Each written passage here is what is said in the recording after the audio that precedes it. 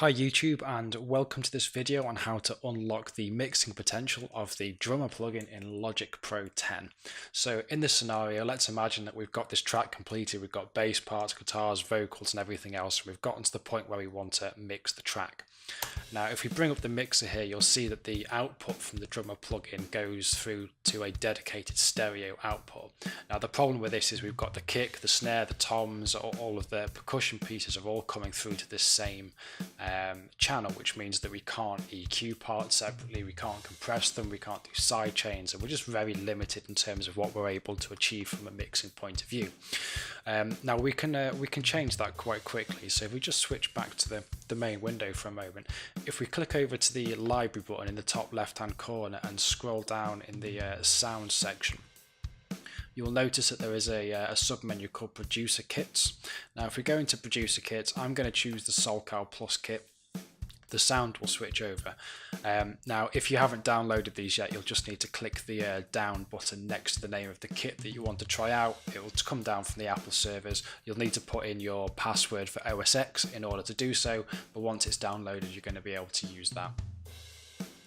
Now if we switch back over to the mixer again, you may now notice that there is a small triangle below the mute button on the SoCal track.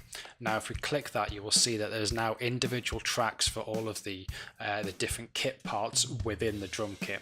So for example here we've got 2 mics on the kick drum, we've got 2 mics on the snare, we've got hi-hat, toms, and as if you'd recorded the drums in a real world studio, you also have access to things like the overheads. There's 2 different room mics, there's leak, and then you've also got your different percussion items over here as well.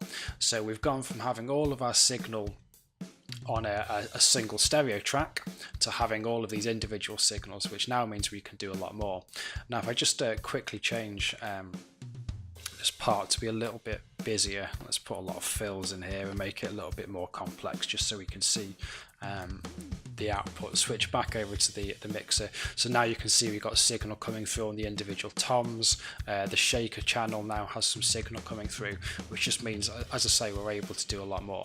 Now what I'm not going to do today is show you how I actually go about mixing myself. This was more just to give you an idea of how you go about turning on the functionality that is going to allow you to do the mixing in a more targeted fashion.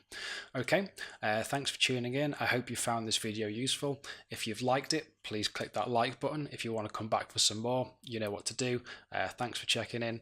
I'll be back soon with more.